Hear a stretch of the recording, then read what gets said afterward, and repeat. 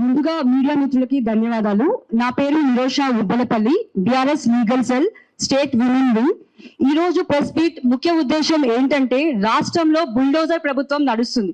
దానికి ఉదాహరణ ఖమ్మం జిల్లాలో వెలుగుమట్లలో జరుగుతున్న భూదాన్ భూముల పైన బుల్డోజర్ పంపించి రాత్రికి రాత్రి అక్కడ నివసిస్తున్న పేదల్ని, పిల్లల్ని కూడా చూడకుండా అన్యాయంగా వాళ్ళ ఇల్లులు కూల్చడం జరిగింది.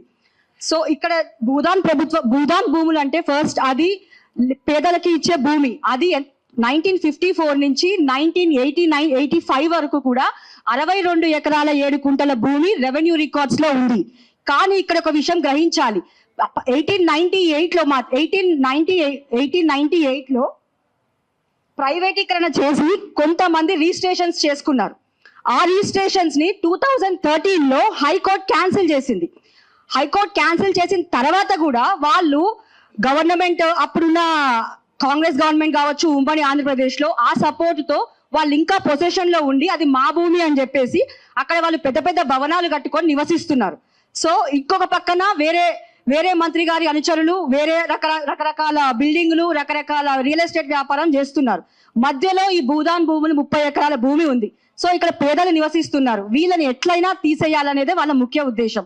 అండ్ నేను మొన్న పొంగులేటి శ్రీనివాస్ రెడ్డి గారు ఒక స్టేట్మెంట్ ఇచ్చారు, 2023 జూలై 17లో బీఆర్ఎస్ పార్టీ చేసింది అని.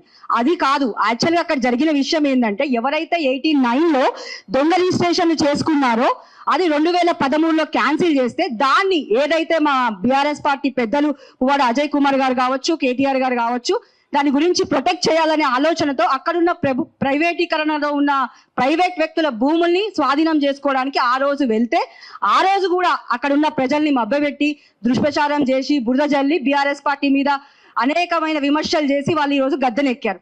సో వాళ్ళ ప్రభుత్వం వచ్చిన తర్వాత వాళ్ళు ఏదైతే చేయాలనుకున్నారో అది ఈ రోజు చేశారు, మనం సాక్షాత్తు చూస్తున్నాం.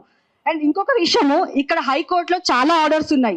ఒకటి 2017లో ఉన్నాయి, 2019లో ఉన్నాయి, 2021లో కూడా ఉన్నాయి. ఏంటి అయ్యా అంటే, రెవెన్యూ షుడ్ నాట్ ఇంటర్ఫియర్, ఇంకొకటి డెమలిషన్ చెయ్యొద్దు అని చెప్పేసి కూడా ఆర్డర్స్ ఉన్నాయి. అయినా కూడా కోర్టుని ఉల్లంఘన చేసి డెమాలిష్ చేశారు. అది ఎంత పెద్ద నేరం అనేది అందరికీ తెలిసిందే. సో దాని ప్రకారం కూడా మేము లీగల్ గా ఫైట్ చేస్తాము, కోర్టులో కంటెంప్ట్ చేస్తాము.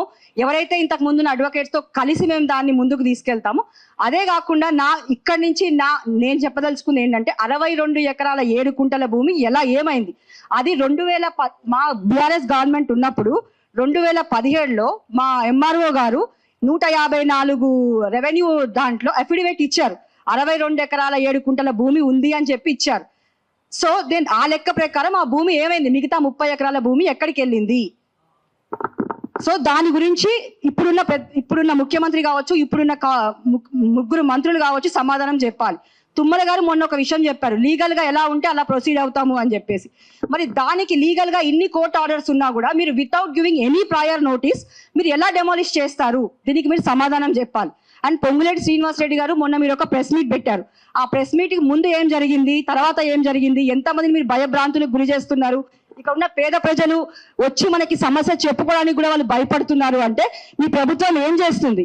సో మీరు ఒక్కసారి రివ్యూ చేసుకోవాలి. దీన్ని మాత్రం బీఆర్ఎస్ పార్టీ కేటీఆర్ గారు మొన్న ఖమ్మంలో ఏదైతే చెప్పారో, ఖచ్చితంగా మళ్ళీ బీఆర్ఎస్ గవర్నమెంట్ వచ్చిన తర్వాత అక్కడ ఆ పేద ప్రజలు ఎవరైతే ఉన్నారో వాళ్ళని గుర్తించి ఖచ్చితంగా ఇల్లు కట్టించడం అనేది జరుగుతోంది.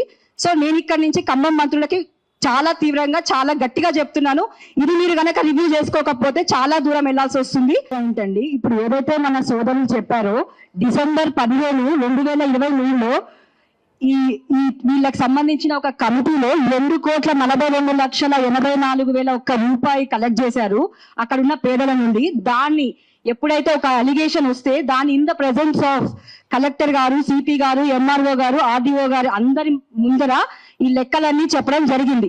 ఆనాడు కూడా కలెక్టర్ గారు ఏమీ స్పందించలేదు. ఈ రోజు కలెక్టర్ గారు ఖమ్మంలో ఉండి అనుదీప్ గురిశెట్టి గారు, నేను ఒకటే కంచి కోరుకుంటున్నాను, మీరు చదువుకున్నప్పుడు, ఢిల్లీలో చదువుకున్నప్పుడు, హైదరాబాద్ లో చదువుకున్నప్పుడు, మీరు కోచింగ్లు తీసుకున్నప్పుడు మీరు ఏమని ప్రజలకు సేవ చేయాలని మీరు ఆలోచించారు. బట్ ఈ రోజు మీరు ఏం చేస్తున్నారో ఒక్కసారి ఇక్కడ నుంచి మీరు తెలుసుకోవాలి. దయచేసి పేదలు, అక్కడ ఆడపిల్లలు అండ్ నివసిస్తున్నారు, వాళ్ళకి ఎన్ని అవసరాలు ఉంటాయి మీ అందరికీ తెలుసు. ఇది కూడా గ్రహించి వాళ్ళ పువ్వాడ అజయ్ కుమార్ గారు వాళ్ళకి అన్ని వసతులు కల్పిస్తున్నారు. వాళ్ళతో పాటు బీఆర్ఎస్ పార్టీ అండగా ఉంది. సో ఇప్పుడు ఒకటే విషయం ఏంటంటే ఖచ్చితంగా ఈ విషయాన్ని మేము చాలా దూరం తీసుకెళ్తాము. ఇందాక మా నాయకులు చెప్పినట్టు ఒక హైదరాబాదే కాదు, అవసరమైతే రాహుల్ గాంధీ గారి దగ్గర కూడా తీసుకెళ్తాము. ఆయన కాన్స్టిట్యూషన్ పట్టుకొని తిరుగుతూ ఉంటారు కదా, ఈ రోజు పేదల కాంగ్రెస్ అంటే పేదల గవర్నమెంట్ అని. కానీ ఈ రోజు పేదలకే అన్యాయం జరుగుతుంది అన్ని చోట్ల, not only in Khammam, Hyderabad చుట్టుపక్కల కావచ్చు, ఇంకేదైనా కావచ్చు. సో ఖచ్చితంగా దీన్ని మేము కేంద్రానికి కూడా తీసుకెళ్తామని కలిసి తెలియజేస్తున్నాం. ఇందాక మీరు ఒక క్వశ్చన్ అడిగారు, గత ప్రభుత్వంలో పువ్వాడ అజయ్ కుమార్ గారు వల్ల జరిగింది అని. నేను ఇక్కడ క్లారిటీ ఇవ్వాలనుకుంటున్నాను. 1989లో ఏదైతే సర్వే నెంబర్లు ఉన్నాయో 147, 48, 49, దాంట్లో బై నెంబర్ లేసి కాంగ్రెస్, ఆ రోజు ఉన్నది చెన్నారెడ్డి గారి గవర్నమెంట్, అంటే కాంగ్రెస్ గవర్నమెంట్, అక్కడ ఇల్లీగల్ గా ఫేక్ గా రిజిస్ట్రేషన్స్ జరిగినాయి.